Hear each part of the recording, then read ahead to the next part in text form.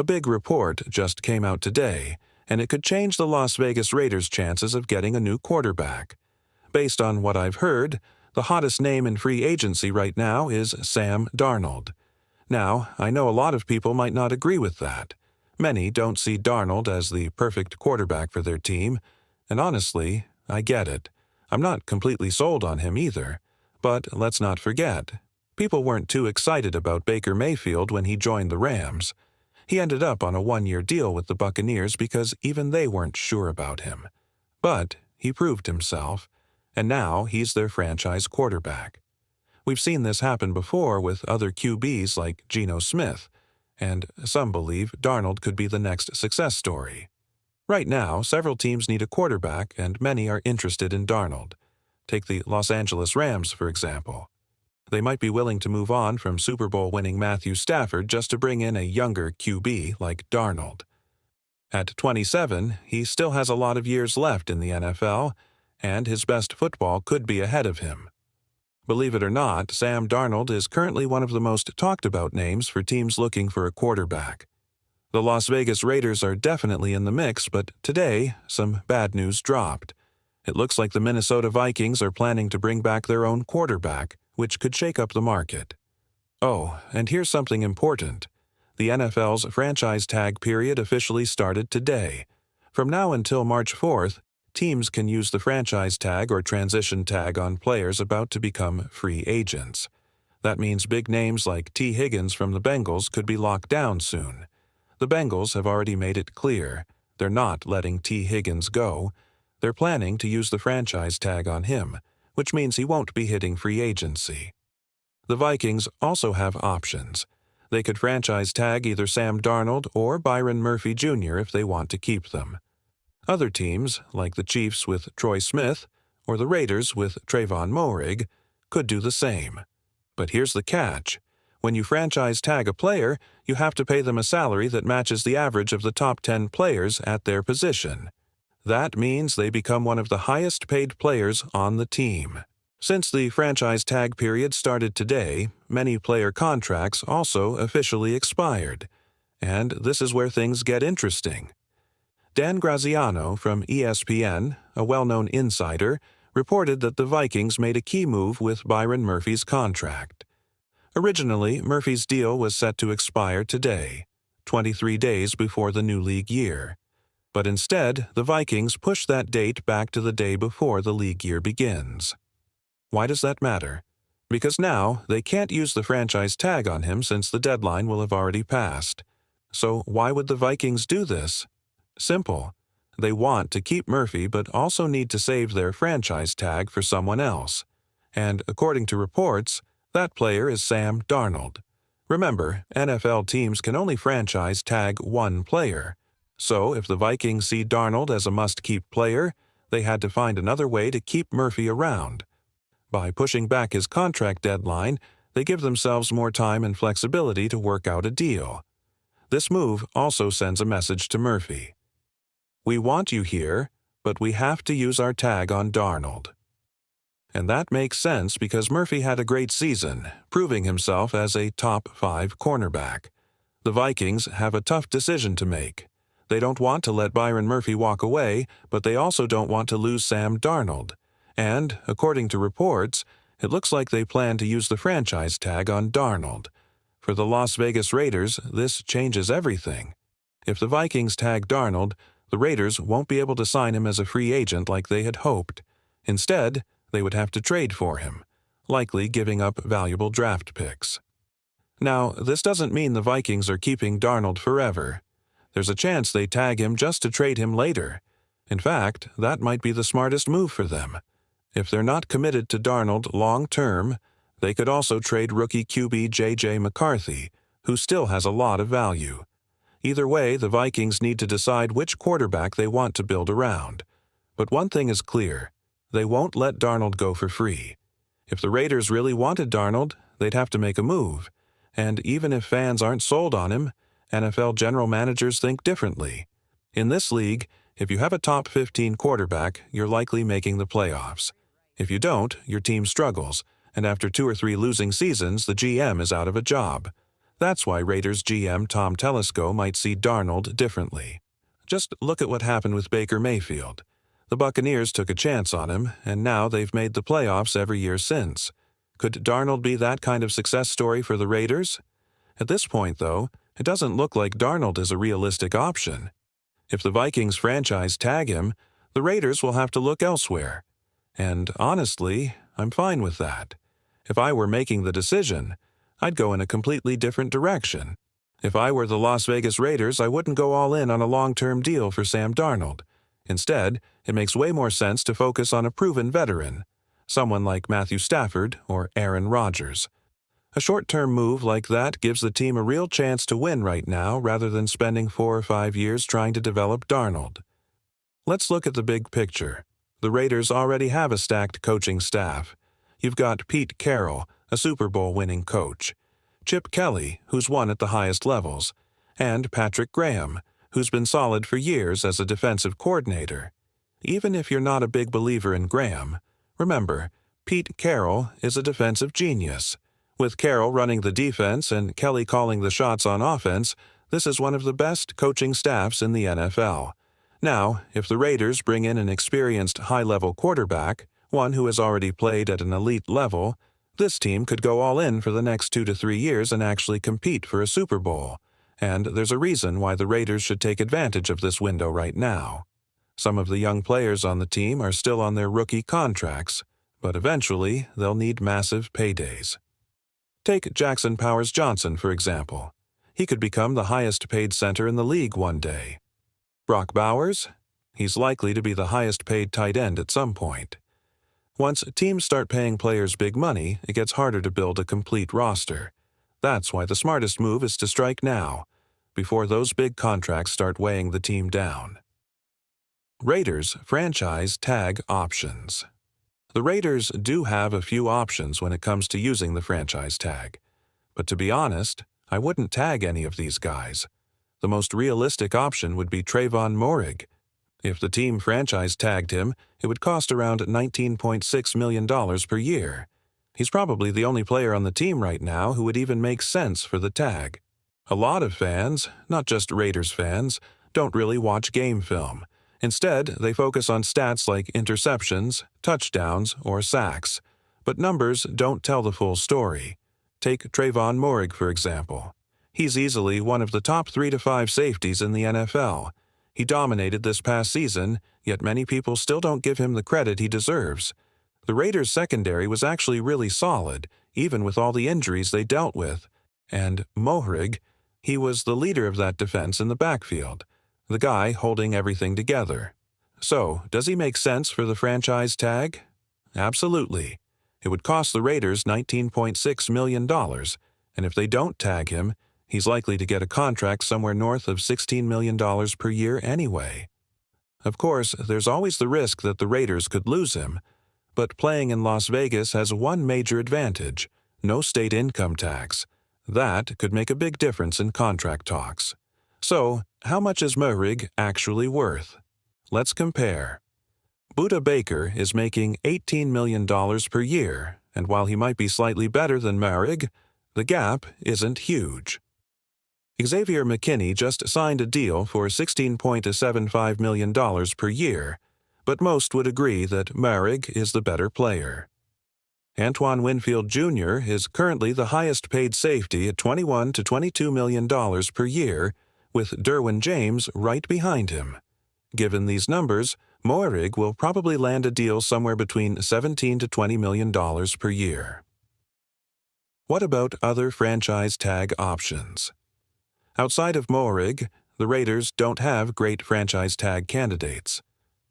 Malcolm Kuntze is talented, but paying him $24 million per year would be way too much. If he signs a contract now, he'd likely get $15 to $20 million max, maybe even less. So, tagging him doesn't make sense. Robert Spillane. The linebacker tag is around $27 million, which would be a terrible deal for him. Nate Hobbs. His tag number is $20 million, and that's way too high for what he brings. Honestly, some of these projected tag numbers seem a bit off. A linebacker making $27 million per year? That doesn't sound right. But the bottom line is that Trayvon Moehrig is the only realistic franchise tag option for the Raiders. It's crazy to think about how undervalued some Raiders players were last season. Take Adam Butler, for example. He's a top 10 pass-rushing defensive tackle, and yet he only made $3 million last year. That's shocking when you consider that top defensive tackles are now getting over $30 million per year. Realistically, Butler's fair market value is probably around $15 million per year. So how did the Raiders manage to keep him for just $3 million? That's a steal. And it's not just Butler. Nate Hobbs made $2 million. Malcolm Kunze made $2 million. Trayvon Moehrig made $2 million. Sure, these are all rookie contracts, but their true market value is 5 times higher than what they earned. Now, here's the issue. The Raiders won't be able to keep all these guys. I'd say there's a real chance that 3 of the following 6 players won't be on the team next season: Nate Hobbs, Trayvon Moehrig, Adam Butler, Robert Spillane, Malcolm Kunze. A lot of people keep talking about how the Raiders have $100 million in cap space, but that money will disappear fast. Hobbs could get $10 million per year. Moehrig could get $20 million. Kunze could get $20 million. Butler could get $10 million. Spillane could get $10 million. Just with these 5 guys, that's $50 to $60 million gone. Half the available cap space just to keep key players. NFL Draft Rankings Update. Before wrapping up, I want to touch on something that happened earlier today. As you guys know, I work as a scout for the Hula Bowl, so I'm fully invested in the NFL draft process. And I'm not just talking about the top guys. Everyone knows Ashton Jeanty is the best running back in this class. I watched his film for 10 minutes, and that's all I needed. He's going to be special. But there are a lot of players flying under the radar, guys that people don't watch tape on, yet they're legit NFL talent. That's why I keep an eye on NFL.com's draft rankings, because their grades are widely respected. If you check NFL.com, now you'll see updated grades for this draft class, and I think we're starting to see a shift in how players are ranked. There are some very interesting surprises, and I expect these rankings to shake up even more as we get closer to the draft. Wide receiver rankings. The wide receiver rankings had some surprises too. Tetairoa McMillan is tied for second place, which is unexpected. Luther Burden is ranked higher than McMillan, and honestly, I'm not against that. Burden played at Missouri with Brady Cook, and while Missouri didn't have as much success this year, they played against some tough teams. So it makes sense that Burden is getting more recognition. Now, let's talk about Travis Hunter.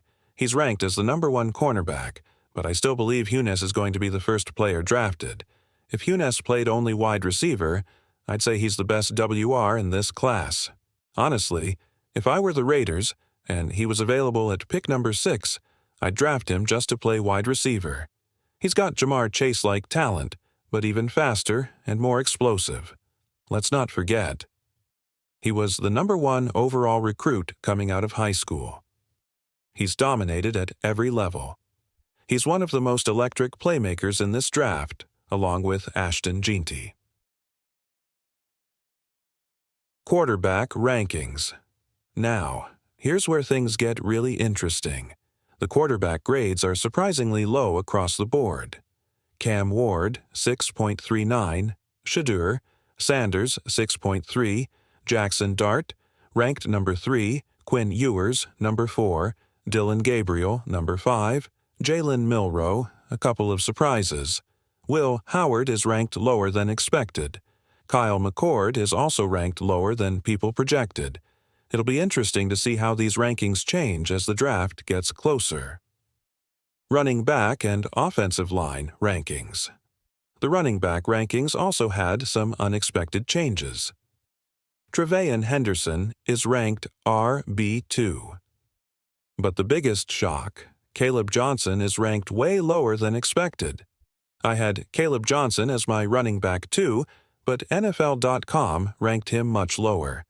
That was a big surprise.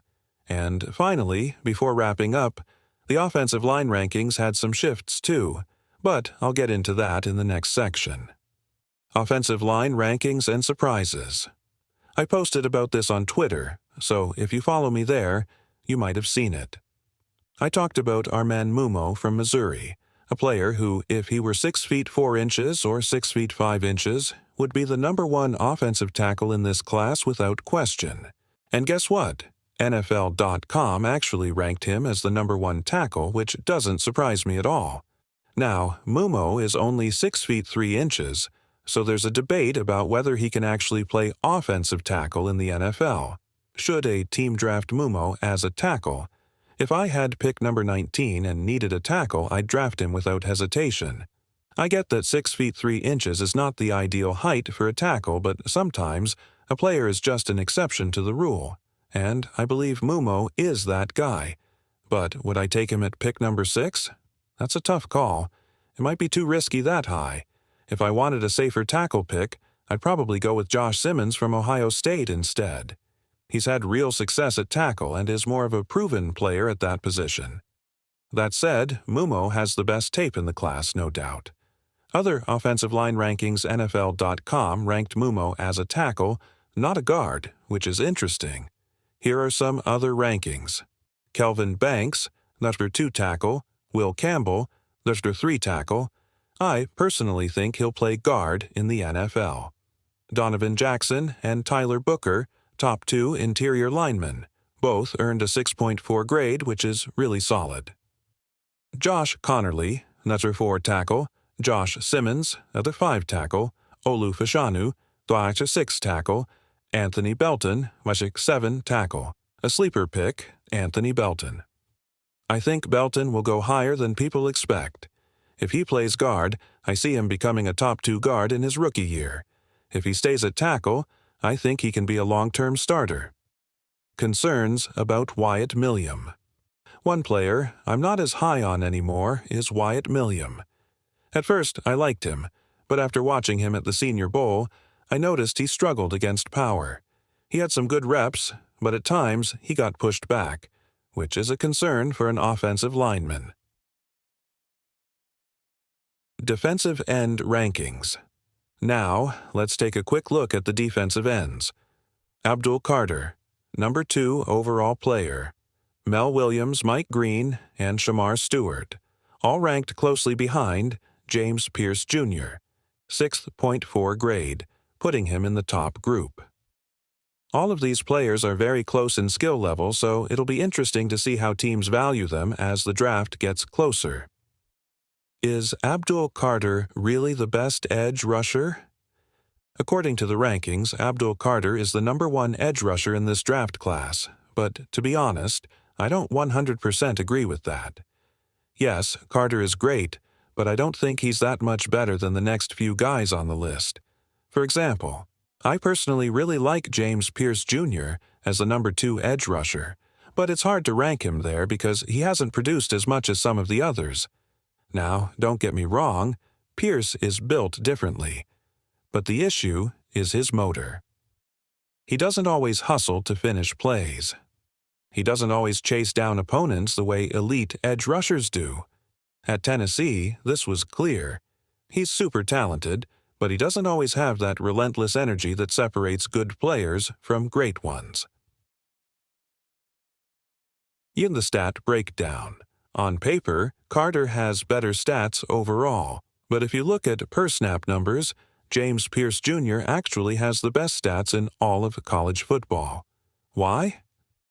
Tennessee blew out a lot of teams. Because of that, Pierce was taken off the field early in many games. If he had played as many snaps as Carter, his numbers would be even better. So, while Carter is ranked #1, I think the gap is much smaller than people think. The Raiders' offseason and draft strategy now. Looking ahead to the offseason, this is the most important time for teams to build their roster. A single draft can completely change a team's future. For the Raiders, last year's draft was solid, but this year is even more important, especially when it comes to finding the right quarterback. So, What's the move? Do they go for a veteran QB? Oh, names like Sam Darnold, Aaron Rodgers, and Matthew Stafford are options. Oh, if they can get a veteran without overpaying, that's a win. Oh, for example, the Jets still owe Rodgers money, so the Raiders might be able to get him for cheap. Or do they draft a rookie quarterback? If they get the right rookie quarterback, they could become Super Bowl contenders.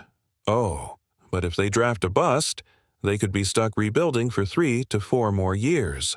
The worst-case scenario: overpaying for the wrong quarterback or missing on a draft pick.